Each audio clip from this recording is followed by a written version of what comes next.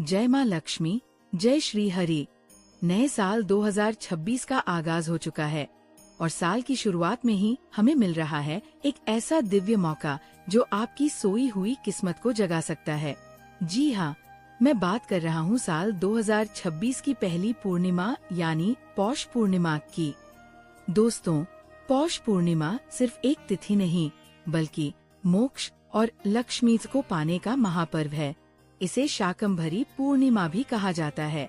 शास्त्रों में कहा गया है कि इस दिन किया गया स्नान और दान आपको पूरे साल के पापों से मुक्त कर देता है।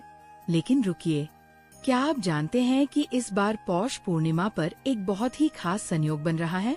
आज की वीडियो में हम जानेंगे पौष पूर्णिमा की सही तारीख और शुभ मुहूर्त क्या है। 2 या 3 जनवरी में कंफ्यूज न हो। इसे शाकंभरी पूर्णिमा क्यों कहते हैं?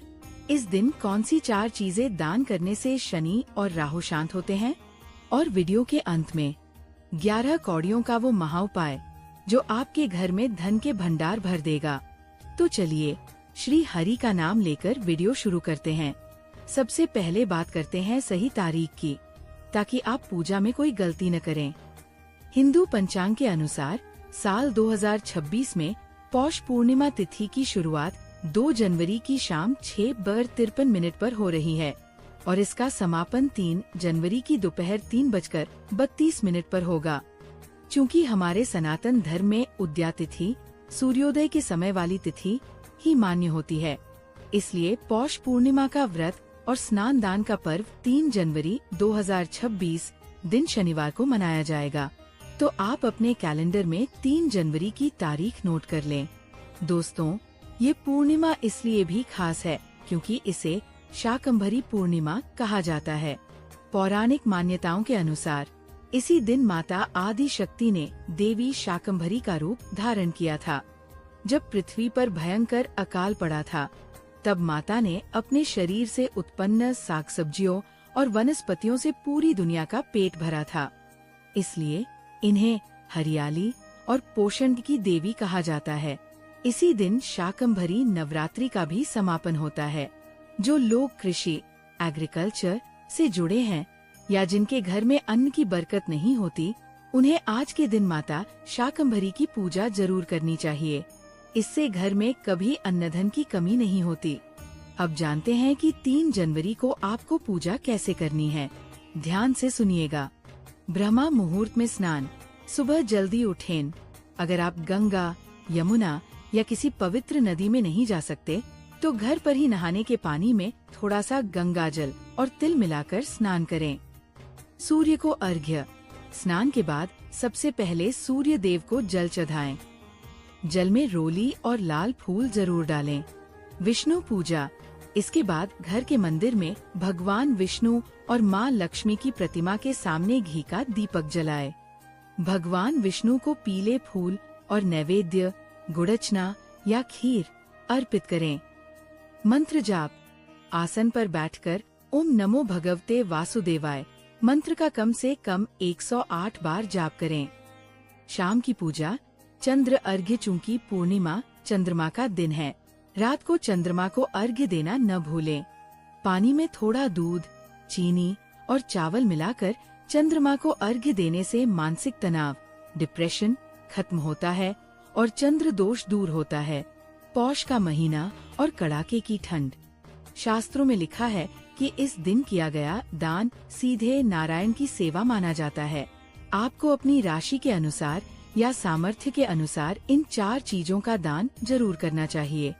गुड़ और तिल। पौष मास में सूर्य देव को प्रसन्न करने के लिए गुड़ और तिल का दान सबसे श्रेष्ठ है। इससे आपके मान सम्मान में वृद्धि होगी। गर्म कपड़े। 3 जनवरी को किसी गरीब या जरूरतमंद को कंबल या स्वेटर दान करें।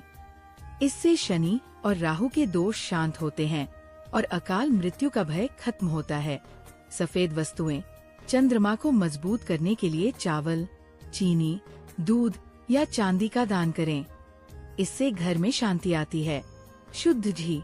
अगर सेहत खराब रहती है तो गाय के शुद्ध घी का दान करें। इससे शरीर का तेज बढ़ता है और रोग दूर होते हैं। दान का नियम। दान हमेशा संकल्प लेकर और बिना अहंकार के करें। और याद रखें, गुप्त दान का फल कई गुना ज्यादा होता है। अगर आप इस दिन व्रत रख रहे हैं तो कुछ नियमों का पालन जरूर करें। इस दिन तामसिक भोजन, मांस, मदिरा, लहसुन, प्याज का सेवन भूलकर भी न करें।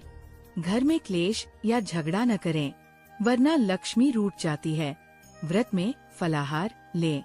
अगर नमक खाना जरूरी हो तो सेंधा नमक का प्रयोग करें। इस दिन तुलसी पत्र न तोड़ें। अब बारी है वीडियो के उस हिस्से की जिसका आप सबको इंतजार था। 2026 में धन की वर्षा कराने वाला महाउपाय। आपको क्या करना है? पौष पूर्णिमा 3 जनवरी की शाम को माँ लक्ष्मी की पूजा के समय माँ के सामने 11 कौड़ियाँ रखें। कौड़ियाँ लक्ष्मी जी को बहुत प्रिय हैं। इन कौड़ियों पर हल्दी का तिलक लगाएं।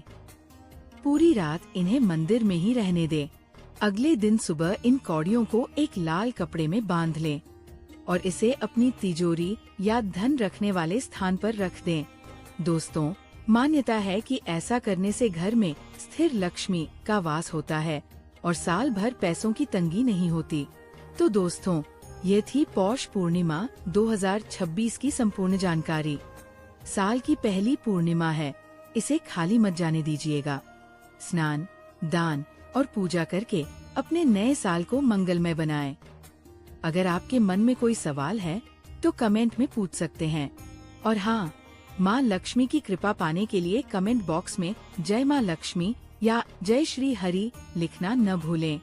वीडियो पसंद आया हो तो लाइक करें और अपने परिवार के साथ शेयर करें। मिलते हैं अगली वीडियो में। शुभम भवतु।